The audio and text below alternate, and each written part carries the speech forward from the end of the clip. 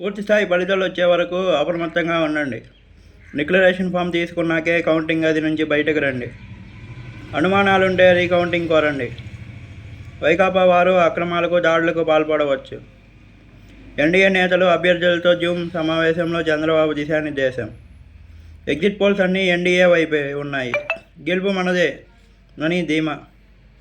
మరి మొన్న ఎలక్షన్లప్పుడు TDP ఏజెంట్ని kidnap చేసిన సంగతి మనందరికీ తెలిసిందే.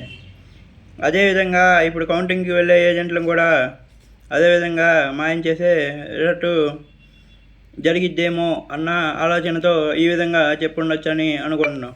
ఏది ఏమైనా కౌంటింగ్కి వెళ్ళే ఏజెంట్లు మాత్రం జాగ్రత్తగా వెళ్ళి కౌంటింగ్ ప్రక్రియని సజావుగా జరిగేటట్టు చూసి అదేవిధంగా ఎటువంటి లోపాలు లేకుండా కౌంటింగ్ సిబ్బంది అదేవిధంగా ఎన్నికల ప్రక్రియ సజావుగా సాగాలని మనస్ఫూర్తిగా కోరుకుంటున్నాం.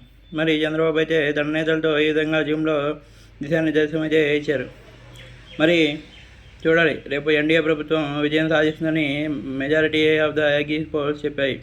మరి మేము కూడా అదే చెప్పాము. కానీ చూడాలి, రేపు ఎన్డీఏ విజయం సాధిస్తుందో లేక మరీ తిరిగి జగన్ ప్రభుత్వం మళ్ళీ రెండోసారి అధికారం చేపడుతుందో చూడాలి. మరి మీరేమనుకుంటున్నారు? జగన్ ప్రభుత్వం వస్తుందా లేక ఎన్డీఏ ప్రభుత్వం వస్తుందో ఆలోచించండి, చూడండి, ఒకసారి కామెంట్ చేయండి. Thanks for watching.